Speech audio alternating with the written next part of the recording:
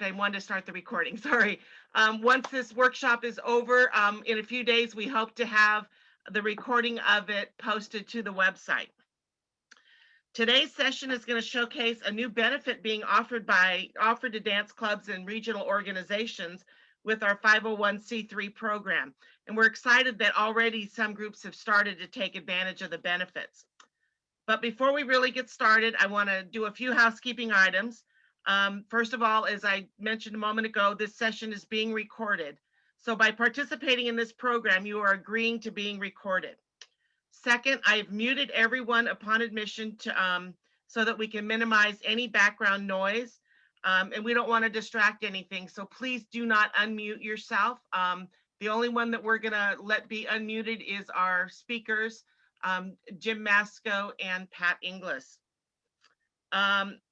I've already been mentioning we'd like to see who you are and where you're from. So if you can rename yourself so that we know what your full name is and the state or organization that you're representing.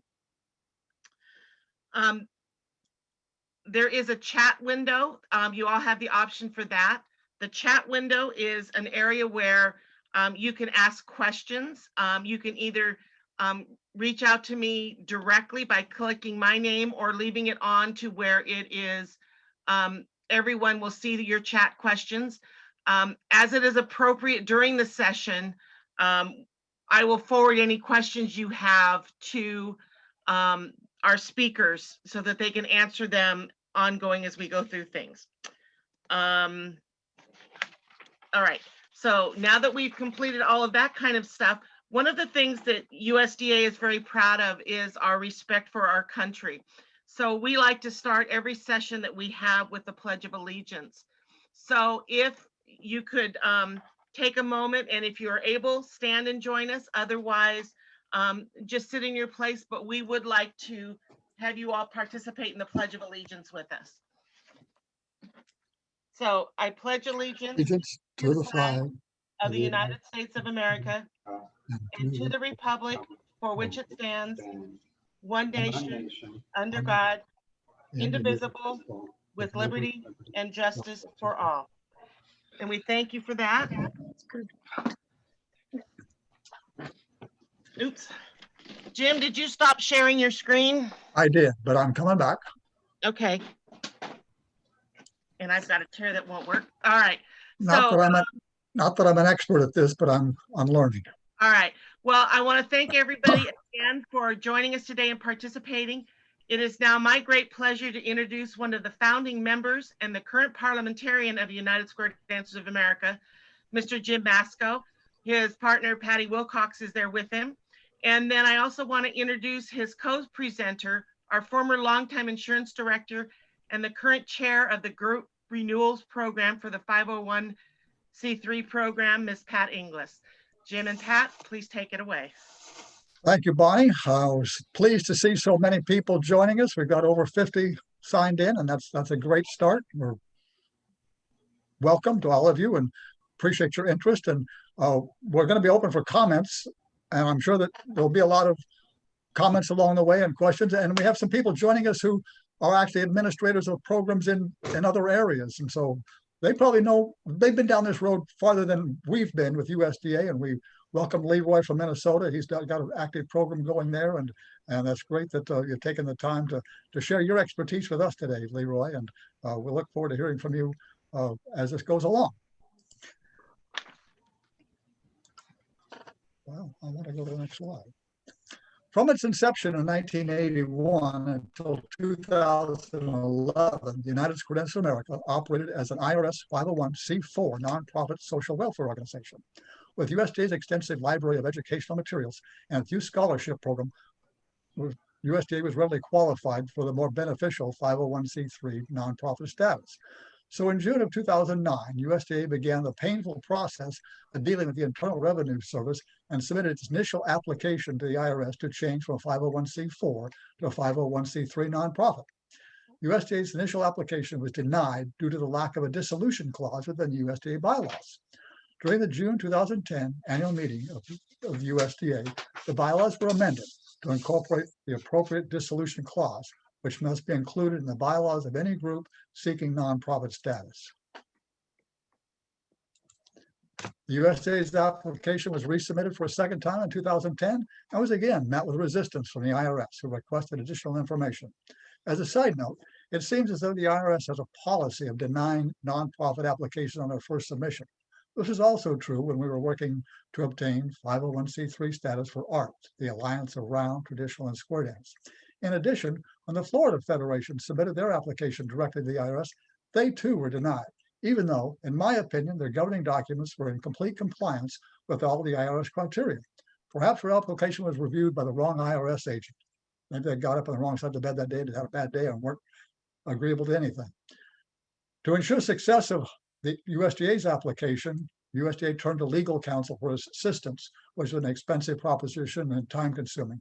USDA invested $3,000 with a legal firm to basically move this process along. Finally, in November 2011, the IRS recognized the United Square Dance of America as a 501c3 organization. As an entity that prides itself on being a service organization, in 2012, USDA's Board of Directors, during its annual meeting in Spokane, which we were there this year, authorized the USDA Executive Committee to initiate the process to become a nonprofit group exemption program administrator, which included the Board of Directors included the approval to pay the IRS the non-refundable $3,000 group exemption application fee. Again, this is a time-consuming process, initially identifying USDA affiliates who wanted to participate. Finally, with 3 of the USDA affiliates supporting the USDA's group exemption application, it was submitted to the IRS in December 2018, which was immediately followed by the government shutdown of early 2019. And after some additional prodding from USDA's presidents, Tony and Dana Rock, this application was finally approved by the IRS in December 2019. By this time, however, the IRS had reduced their application fee from $3,000 to $2,000, saving USDA $1,000. As a 501c3 group exemption administrator, or 501c3 nonprofit groups are relieved from paying taxes and eligible to receive grants or qualified to receive tax-deductible bequests and transfers or gifts from individuals or organizations.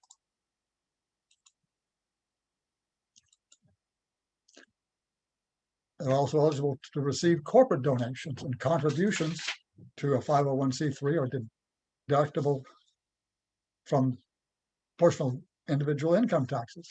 It's also possible to obtain dance facilities at market or below market rates, eligible for both postal rates, and may utilize public service announcements on television and radio.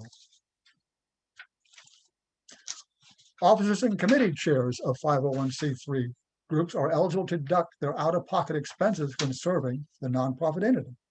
Once a group is recognized as a nonprofit, that designation remains with them as long as they remain active members of USDA and comply with their own governing documents that must actually detail that they follow procedures to conform to IRS regulations.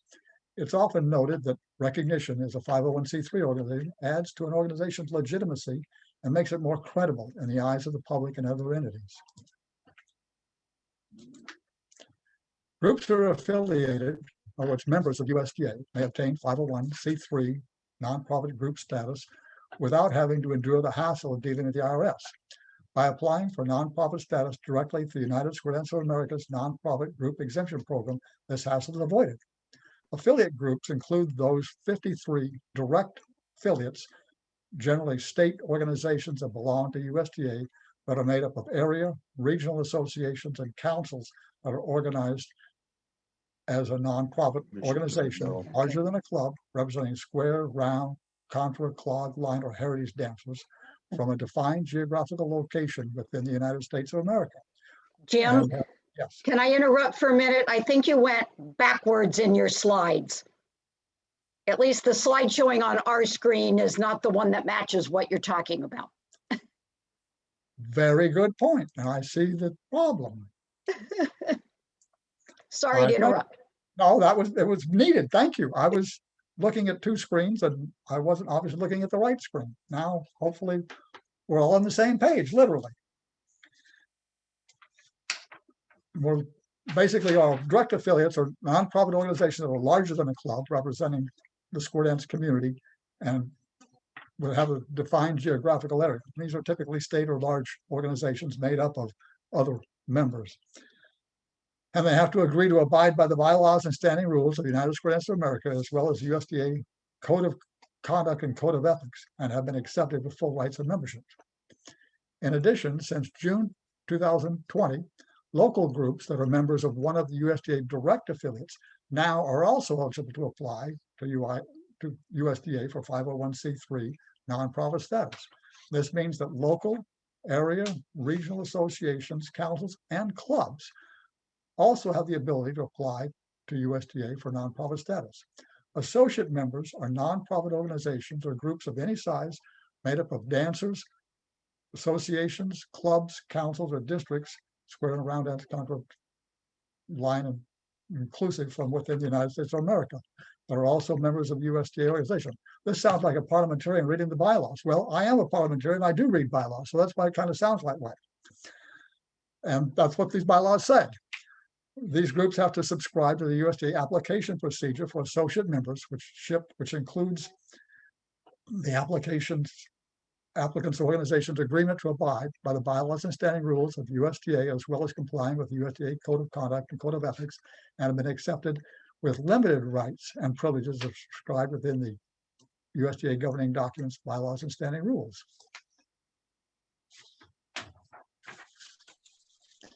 In addition to being a member of USDA, applicants for 501c3 group exemption status must still follow all the criteria established by the IRS for nonprofit status.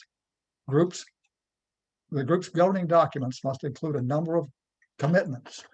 The applicant's organizational documents must include the statement that they are organized exclusively for charitable, typically for, in our case, educational or scientific purposes, including for such purposes making distribution to organizations that qualify under 501c3 for internal revenue or corresponding section of any future federal tax code. They have to agree to adhere to the United States of America's bylaws and standing rules. They have to agree to subscribe to the USDA Code of Conduct and Code of Ethics, and they must include a dissolution clause in their governing documents that state, upon majority vote of the board of directors to dissolve the corporation, the executive committee shall, after paying or making provision for the payment of all the liabilities of the corporation, dispose of all the assets of the corporation exclusively for the benefit of the corporation to any exempt corporation or entity organized for purposes similar to those set forth under 501c3 of the Internal Revenue Code of 1986 or the corresponding provisions of any future United States Internal Revenue law as the directors so determine.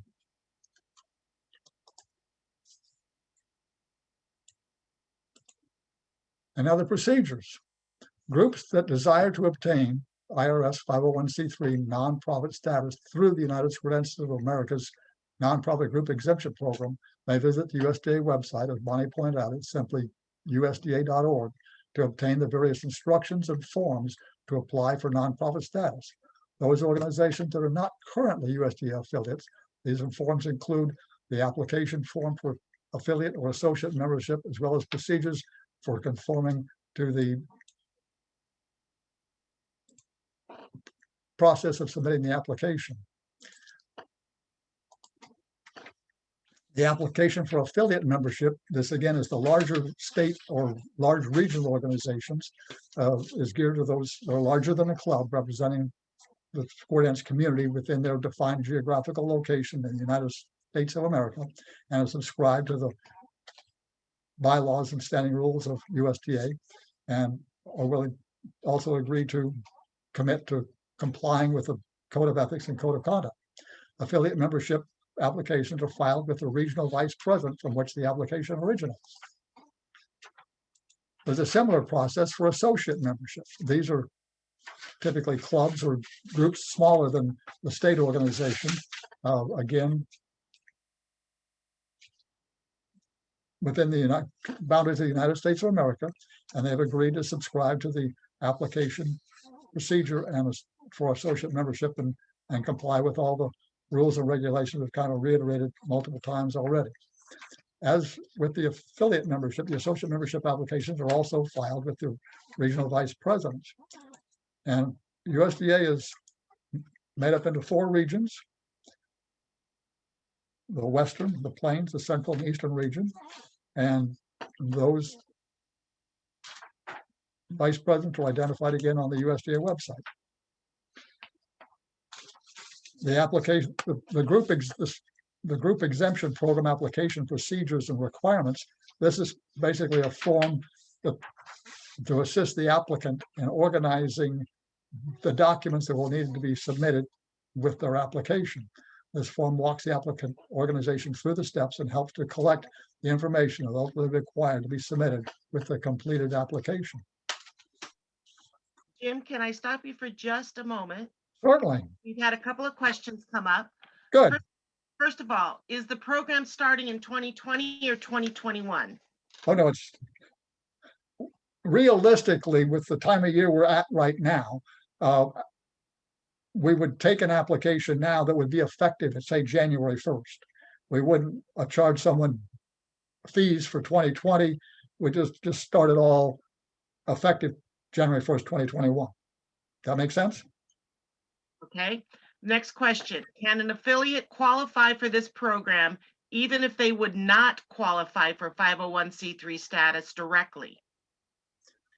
I would have to see the particulars. I mean, to the best of my knowledge, I would think that most of the square dance community, the dance groups that make up the square dance community, do enough in the educational area to qualify for nonprofit status. And that's the primary criteria that USDA has been utilizing. Is, granted, we do have an extensive educational library. We do the youth scholarships and disseminate information at no cost to people. So basically, if you read our material, maybe you're being educated by USDA, and that helps to get you qualified as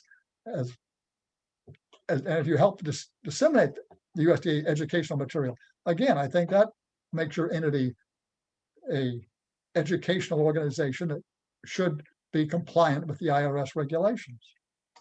Okay. The next question, I'm not sure I fully understand it. So Gary Tomlinson, I'm going to unmute you to ask your question about the dissolution of the organization.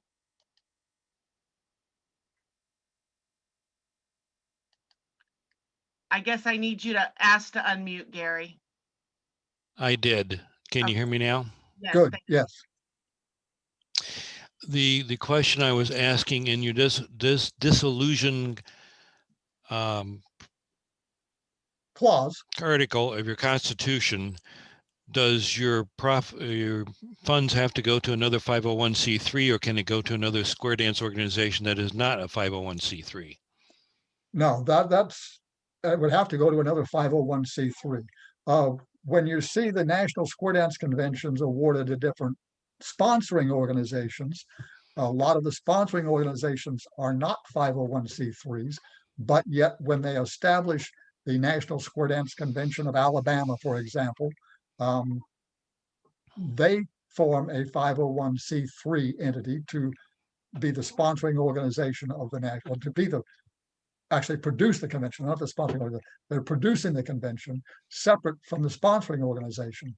Should that convention in Alabama generate surplus funds, they could not contribute funds to the sponsoring organization if it were a 501c4 or 501c7. Alabama Federation would have to become a 501c3 for the convention distribute funds to that. So yes, no, what I'm saying is the dissolution clause, to be compliant, you cannot give funds to any organization that is not also a 501c3 and be legal with the IRS. Got it. So okay. You're probably going to come up on these a little bit later, Jim, in your session, but someone is asking about what the fees are. Yep. And the next question is, do we need an EIN number and have had to file tax forms with the IRS, or is filing with the Secretary of State sufficient? Again, those may be questions you address later. Well, the EIN is one of the things that we collect in our forms. And yes, you do have to have an EIN number. And realistically, if you have a bank account, the bank's going to want an EIN number from any group having a bank account. And it's fairly easy to obtain. And if you're a new organization, haven't filed taxes, you need to start. And if you're a continuing organization, you really do need to be compliant with filing the 990N or a 990EZ with the IRS each year. And we try to help people through that process. Jim and Judy Taylor and Pat Inglis, who are currently treasurers of USDA, are proficient in doing those forms and are very capable in helping groups get that done. I'm glad we're getting these questions along the way. I think this is good. Get the Okay. the- Another one that just came up, can these forms be found on the educational materials list? And if this hasn't been asked for yet, can they be? Well, So they are on the USDA website. They're separate from the educational forms. There's actually a separate 501c3 group tab on the USDA website that you click on, and you have to kind of scroll down to the bottom to whether you click again and the forms are available there. And perhaps they need to also be in the educational section of the website as well. And obviously we can work to make that happen if people feel like that would be beneficial. Okay. I have another hand up. Jan Frick, can you ask to unmute so that I can unmute you to ask your question?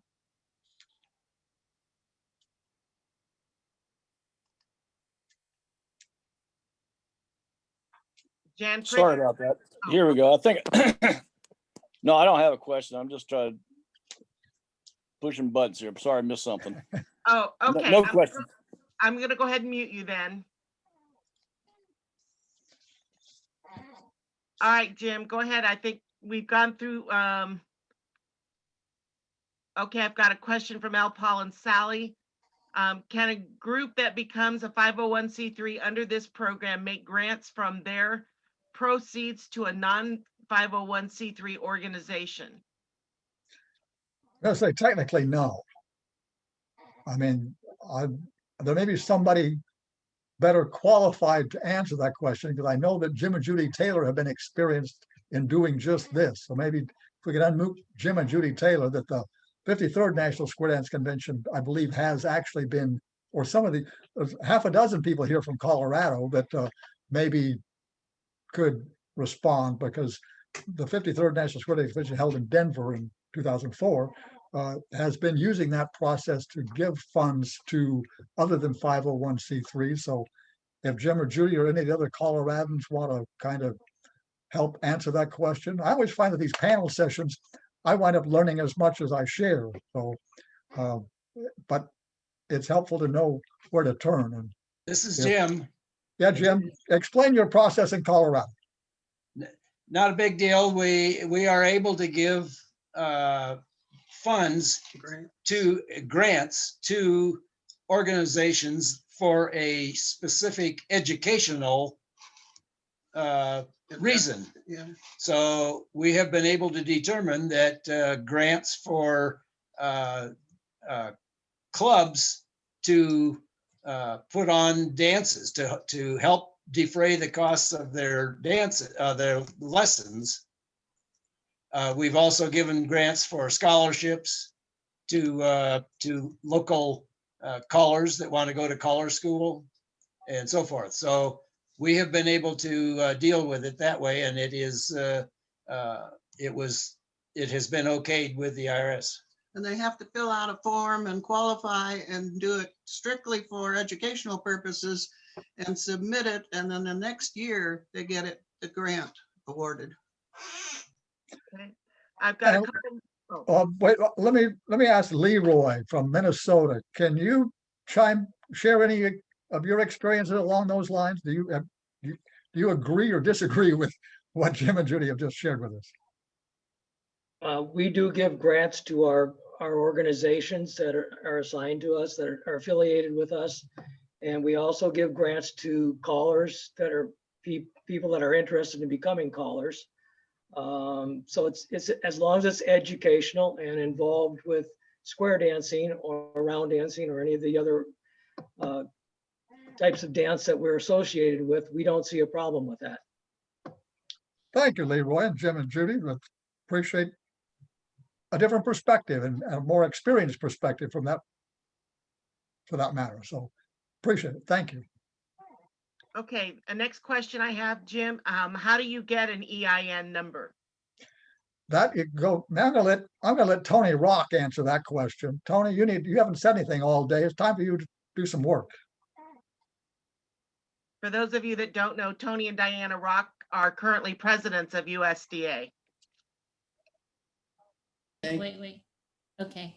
And I think I'm on now. You Hello, are. everybody, and thank you for attending. We appreciate it. We appreciate all your questions and interest, and we hope this is helpful to you. But to answer Jim's question, if you go on the IRS website, for example, irs.gov, there should be a link. It might be under businesses, but for how to get it, it's called an EIN is an employer identification number, and that doesn't mean you're an employer, but that's the number that a non-individual entity like a club or a business or trust uses. So when you apply, I think you might even be able to apply online, but there is a form SS4 that you can fill out and apply. There's not a charge for that, but one of the things I wanted to mention a couple other things tidbits I wanted to throw in there with Jim's comments that he was passing on. And that is the giving a grant while you're in existence is different than your dissolution clause. Your dissolution clause is that if the organization folds up, then you can't just distribute all the assets, the money to like your members or somebody you feel like giving it to. That's when you have to give it to a 501c3. Grants, educational grants are a whole different, and scholarships are a different item. And so that's the other little tidbit I wanted to point out since we were just talking about that. And I hope that helps you with the EIN issue. That's not a difficult process. It's very easy to do. Applying for 501c3 status to the IRS is a whole nother ballgame, as Jim mentioned early on in his talk, that it can be rather involved and rather costly. He mentioned that there are legal fees if you hire an attorney, but there's also fees to apply. And if your application's denied, you lose all that. So it is certainly better to go through a sponsoring group administrator. Go ahead, Jim. All right, Jim, I have another question for you. If we are already a 501c4 and we are already filing our annual 990N e-postcard, why should we change to the group 501c3 associate status? That's what USDA did. We were a 4, we went to a 3 to obtain the benefits of a 501c3. One of the primary things that USDA benefited from was able to receive corporate grants so that corporations could write off the donations from their taxes. And then again, the officers and committee people that work with USDA are able to write off their out-of-pocket expenses when representing USDA, when they're traveling to the USDA meetings. We get to write off travel and expenses and those types of things out of pocket that we wouldn't ordinarily spend if we weren't part of the USDA organization. So we would encourage people to look at that. And a 4 is not all bad. It's better than a 7. We really do not recommend that groups become 501c7s, which is where the IRS typically tries to pigeonhole square dance organizations. 501c7 is sort of a social label that IRS likes to put on square dancing. And absolutely, square dancing is a social activity, but the 501c7 is a closed group. It's like a country club. If visitors attend your dance, their door admission becomes non-related taxable income, and just gets to be a real hassle. And we've had an organization go through an audit with the IRS and ultimately wound up becoming a 501c4 that we're now going to change to a 501c3. But there's 501c7 is not as good as people seem to think it is. It gets to be, it can be a real hassle. It's not what square dancing is all about. Someone did make the comment about they can only write off taxes if they file a Schedule A. Jim, do you know more about that? No, that's probably correct. But yeah, I mean, yes, that is correct. Tony nodded his head. So, but there are a lot of people that still file the Schedule A. So. Okay, that's all the questions I have for the moment. So carry on. Very good. So what's been up, you've probably had a chance to read this whole thing twice now, and it's been on the screen for a while. This group exemption application organization letter is simply a letter on the applicant organization's letterhead to USDA confirming that they want to become part of the USDA group exemption program.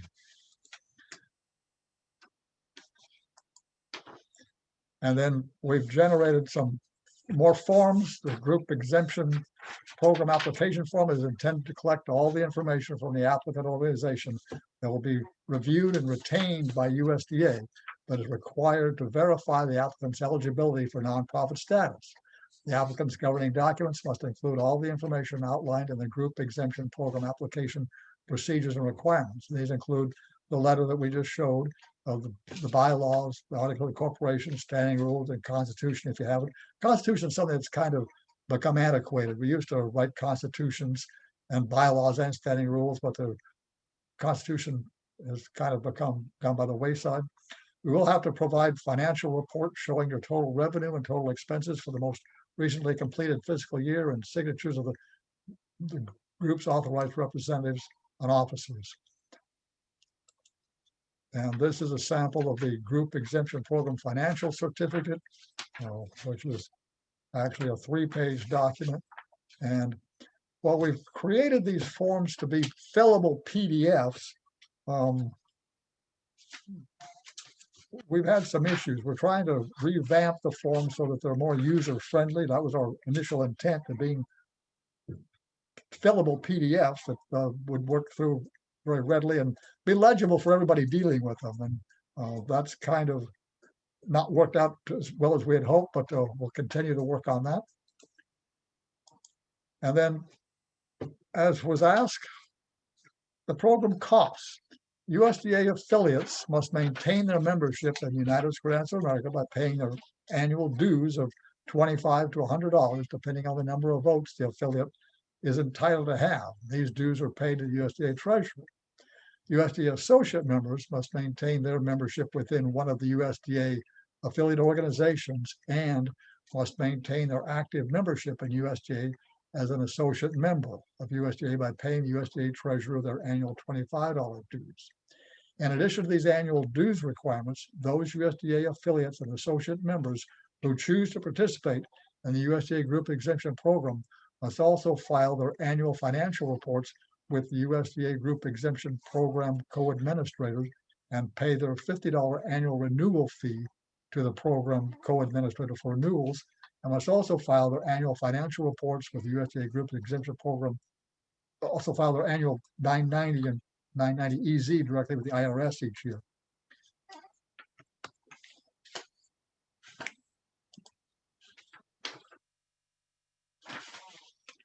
That's kind of where we are.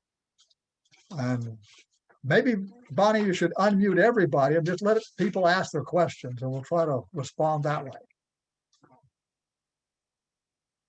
Jim, this is Tom Kaiser from Sacramento. Yes, So we're one of the clubs that already has the 501c4. If I've understood correctly, the forms you've shown and what you stated, if we were to change to the associate membership 501c3, we would pay the $25 and $50 on an annual basis to maintain membership and renewal fee. And we would continue to do a 990 EZ, but we would also have to do additional paperwork, that financial form that you showed on one of your screens. yes, that's correct. There would be an annual financial report, which is just a summary of what you've done the preceding year, and it's typically filed by March 15th each year for the preceding year. So yes, you're absolutely correct in your understanding. It would be the associate membership fee to belong to USDA, and there's then the $50 renewal fee. I think something that has totally escaped conversation is back up on the application form. Why can't I go backwards? The application for 501c3, there is a, Pat Inglis, it's a one-time $100 fee for applying. Was it 75? You had 100 showed on your. Yeah, okay, thank you, yes. To file initially, there's the $100 application fee to USDA along with your initial membership fee. But that $100 fee would cover your first year. There wouldn't be the renewal fee that first year. So it's a $100 application fee to cover the first year. And then the subsequent year, you'd pay the $50 renewal fee. So if we're already 501c4, we'd sort of want to assess whether we felt the annual cost of $75 and the additional work, although it may not be great, but the extra forms we have to fill out, if that was worth it to then have that benefit of people that wanted to donate to our club being able to have it as a deduction on their personal income tax and receiving corporate donations.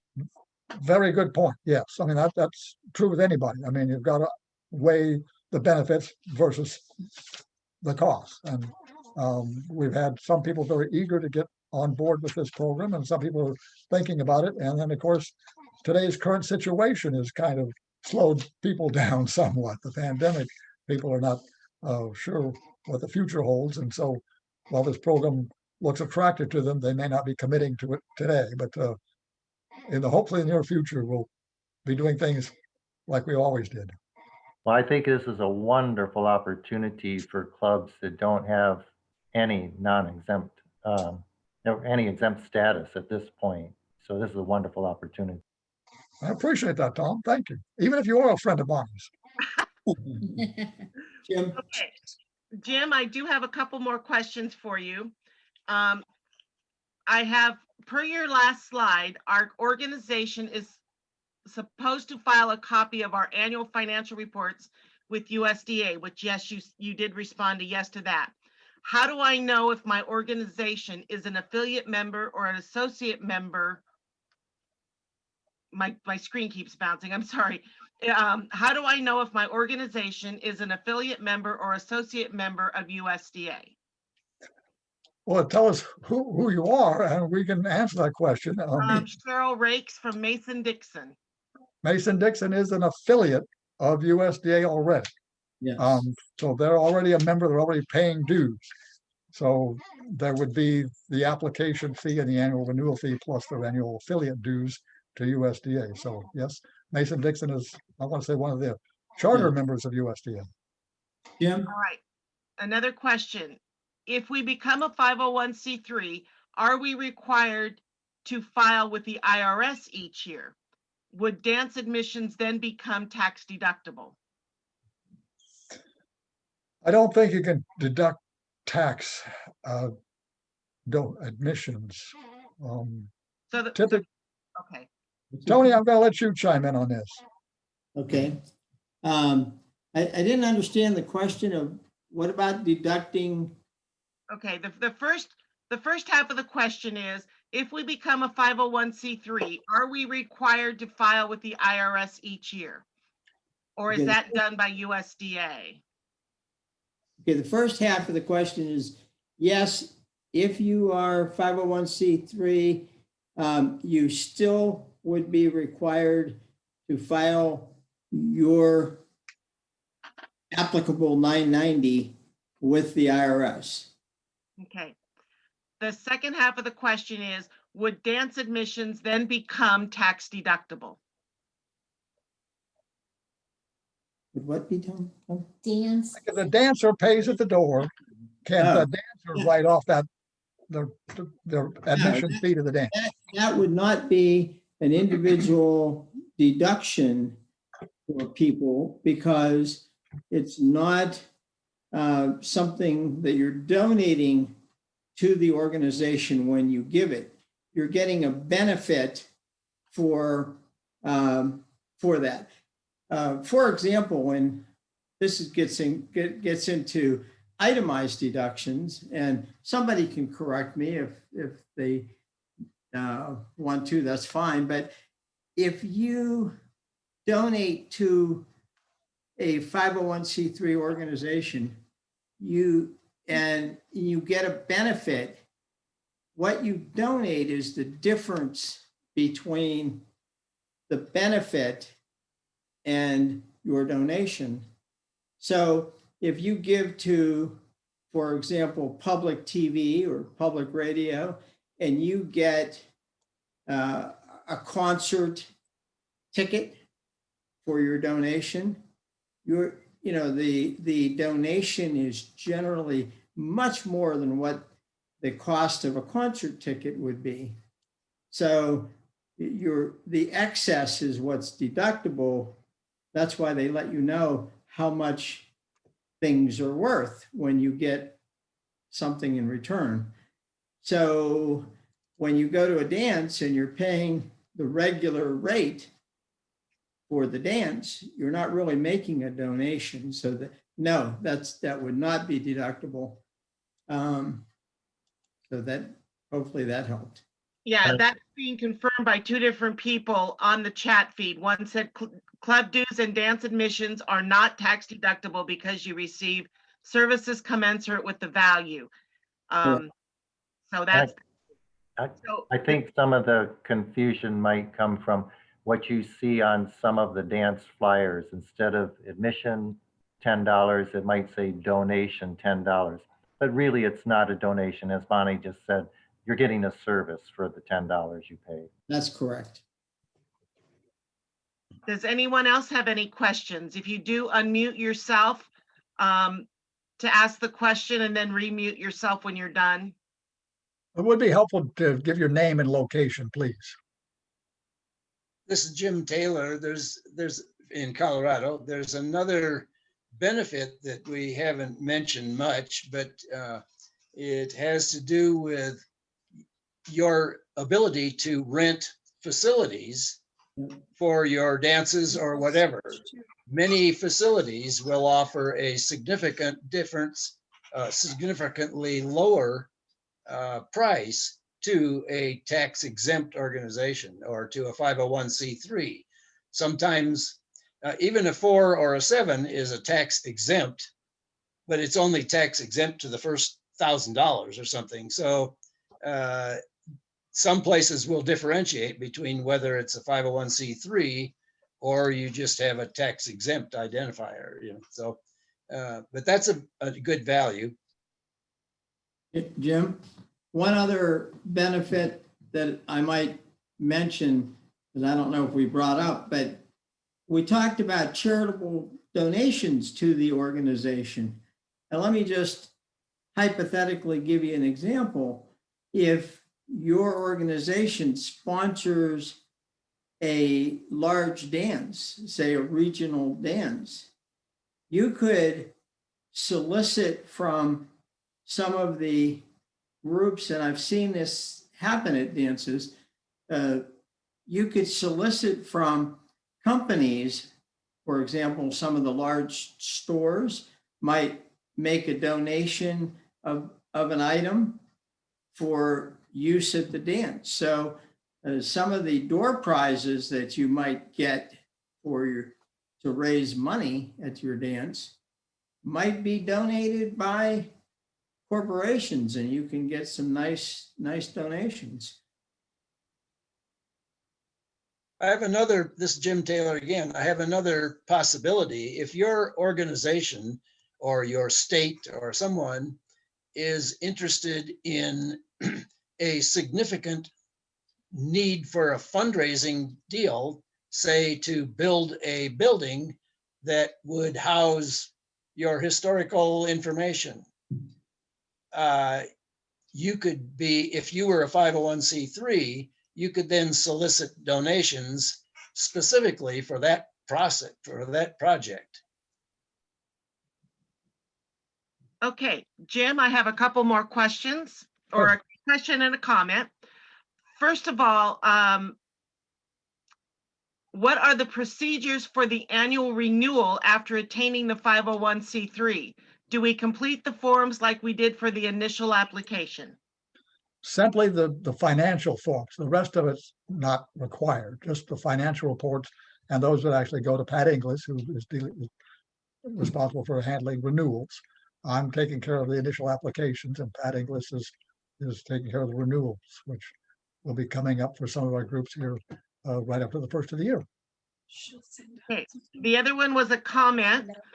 Emphasize that clubs with annual gross income not exceeding $50,000 need only to file online the very simple IRS Form 990N, and it's not a complicated form. And it only takes a few minutes to complete. Good. Yes, so that's important. And Thank you. again, there's another additional comment from someone else, unless they have unrelated business income of more than $1,000. Greg Jederan, I'm sorry if I butchered your last name. Can you explain that last comment, or maybe Jim can explain it?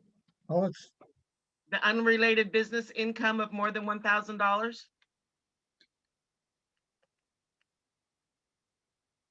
I always welcome other people's inputs. If he wants to give his perspective, I would welcome that. So please. I can. So all of these organizations have the potential to have income types that are not exempt. And so the two, for instance, I'll give you is financial income is not exempt. If you have a bank account and you've got a big balance and you're drawing interest, even if you're a 501c3, that's unrelated business income, and you have to keep track. And congratulations if your bank account is big enough that you're making more than $1,000 a year in interest. But if you are, you now have to file a Form 990 for UBI income. The most frequent example you'll see in our little hobby here is if your dance club is organized as a 501c7, then the fees that your non-member dancers pay, either when they come to your workshop night as a guest or when you hold a hoedown, all of that is unrelated business income. And if you make more than $1,000 in the year on those collections at a gross line, then you have to account for them as UBI and you have to file a Form 990. I have always thought that those guests were considered guests, and I've read the IRS 501c7, and it specifically says members and guests. So that's true if they are guests explicitly of the member, and if the member pays the fee. Yeah. Aha. What about the 990N? Because the whole purpose of the 990N, or one of the purposes of the 990N, was to eliminate all of those forms from going to the IRS. They just didn't want to see them. Yeah, well, and then they kept the UBI regulations. So the 990N covers all of your income. And if you operate a club that has more than $1,000 of people walking in the door paying I fees, couldn't find it. you get to do a 990. I would know this because our club does, and I'm the one who does it. Okay, I have another question. Does this change our relationship with our callers that we pay? No, no. I mean, doesn't affect the way the group operates in any way, shape, or form. And you continue doing everything you're doing. And you If- should already if have you- an EIN, and if you're paying them more than $600 a year, you have to file a 1099. 1099. You have to give them a 1099 if you're paying them more than the $625 or something, but yeah. But But that you should be- doesn't matter whether you're 501c3 or C7 or whatever, correct? That's correct. You should file them regardless of your nonprofit status. You should be filing that just to keep everybody honest, yes. Okay, do we have any other questions or comments?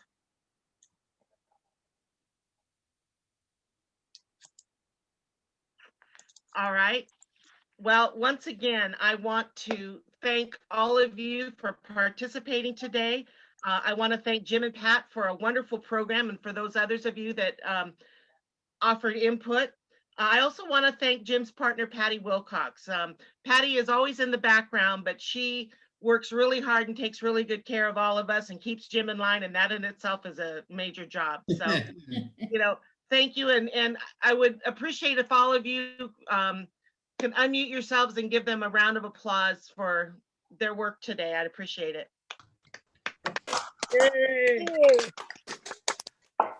So, Yes, that was my comment. Gary Tomlinson, Comstock Park, Michigan. I just wanted to thank USDA for doing this. thank Our pleasure. I mean, it's something that USDA, I think this is something that the Square Dance community needs today. Beyond the dance floor is what this program is called. And it certainly is where we need to be today. Is once we're not on the dance floor, we need to be continuing the activity as best we can. And Bonnie conceived this idea, and this is our second one, and we've got a dozen more to look forward to. So Bonnie, why don't you explain where we go next? Well, and that's what I was just going to do. We want to thank you.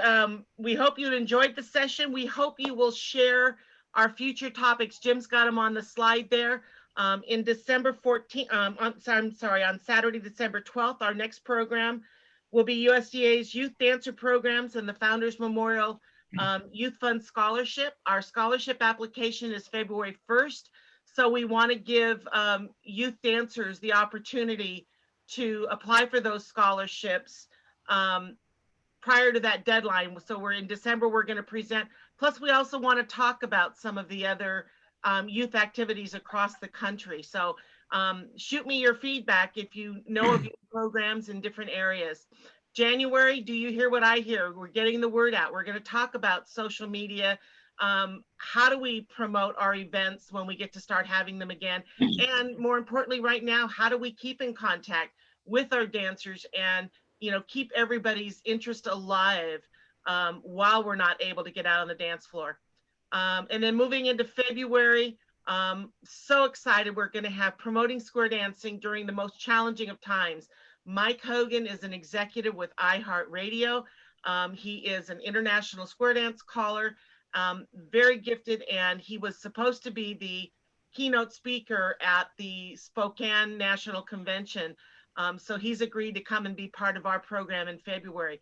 So we have lots of exciting things coming up. We hope you will share with your friends and fellow dancers and help us get the word out about these programs. We are recording this session, so we will get it uploaded to the USDA website in the near future. We'll also upload a copy of the slides. We'll make those available. And other than that, I just want to thank all of you. Please stay safe, be healthy. Above all, be kind. We've had a lot of stresses this year. We need to remember to be kind to one another, respect each other's opinions, and just enjoy and keep this activity that we love alive and moving forward. Thank you all so much. Any other last comments? I think everybody has pretty much opened up and unmuted now. So Thank you, Bonnie. You're doing an awesome job. Yeah, good job, Bonnie. Thank you, Bonnie. Thank you, Bonnie. Thanks, Pat. Thanks, Thank Bonnie. you. Thanks, Bonnie, and thank you, Jim. Thank you all. It's been a very good session. Thank you. Thank you. Thank you, everybody. It was very interesting and very informative. Really appreciate it. Oh, we had a last minute question come up. Should clubs that are 501c3 or C7 review their tax procedures? Most rely heavily on non-member fees to stay alive. Yes, I mean, I think it would be smart to do that because, as we say, the 501c7 is really not an appropriate place for a square dance group to be when you do rely on guests for survival, as most square dance groups do. And so you may want to look at our program to move from a 7 to a 3. So, and both Pat and I are available for questions via email, which can be reached by the emails on the website. And please join us. I do have a quick question for you, Jim. Sure. This is Linda from Colorado. Yes. On the bylaw issue, that our bylaws, I understand, need to kind of match yours, certain clauses. Is that listed on the website, what they need to say? What we need Yes, to say? we give you examples of what to put in them. Actually, in one of the first forms we showed today is these procedures and to follow. It gives a dissolution clause that would be appropriate, and then you need to also have in there that you're organized for educational purposes is one of your purposes, obviously to promote square dancing, but as an educational entity. But the dissolution clause is the one thing that the IRS really gets hung up about. And I know of a 501c4 that doesn't have a dissolution clause, which is a crime, but we're going to fix that. They have to be on calendar. Thank you. They have to be on our calendar. And yeah, the other issue is that we sort of didn't mention is any organization participating in this has to be on the same fiscal year as USDA, which is January 1st to December 31st. So if you're not on a calendar year, you would need to look at changing that as well. I mean, that's another important entity that I left out. That glad it came up. Can you repeat that timeline again, please? Certainly. Groups participating in the USDA 501c3 nonprofit program would have to have a fiscal year of January 1st to December 31st. They have to coincide with USDA's fiscal year. And I know not all groups do that, but maybe you can change. Yeah, it's a little stagger step with the IRS. You got to get their permission. Yes, well. Thank you. Anybody else have questions? This has been a terrific group. I mean, appreciate people from all over participating and sharing, and it's helped me do a better job next time. Bonnie, will you be sending out an invitation to everybody for December that was on this side today? I don't know that I have everybody's email addresses. If you would go ahead and send me your email, I'll get you added to a list that we will update it. I'm going to go ahead and give you, I'll put it on the chat screen. Okay.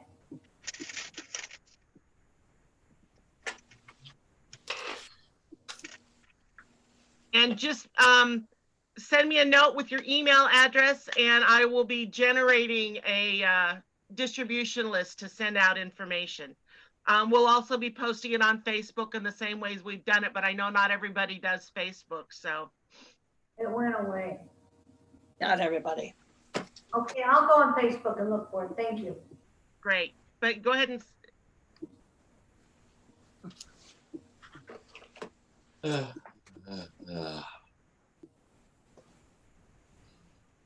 If we'd all been, anything else from anybody?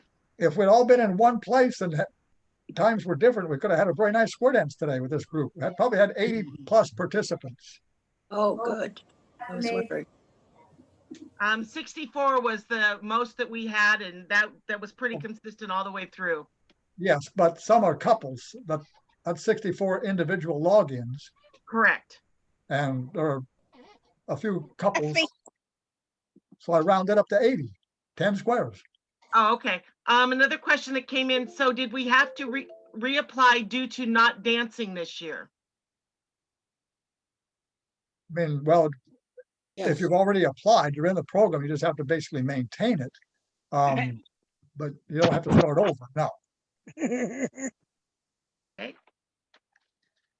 All right. Any more questions from anyone? I did not get that email. Put it on again, please.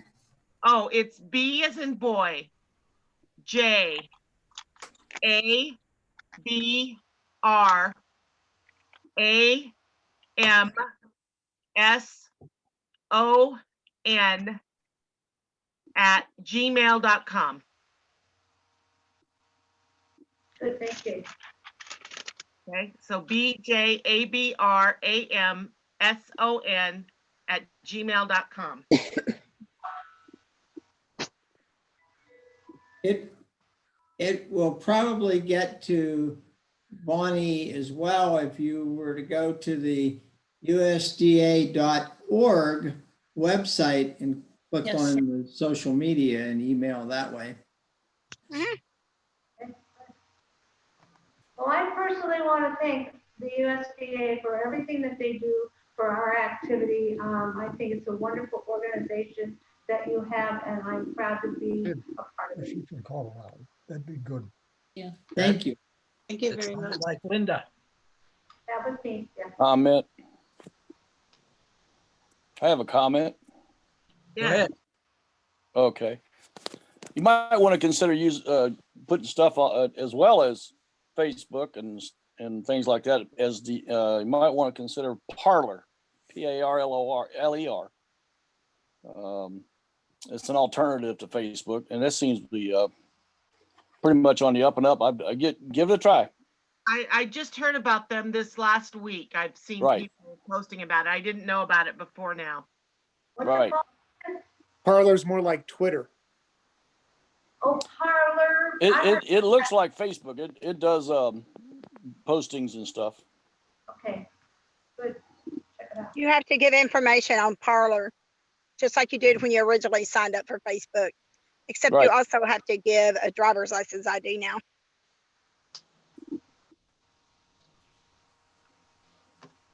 Oh, wow. I'm going to say goodbye and thank you again.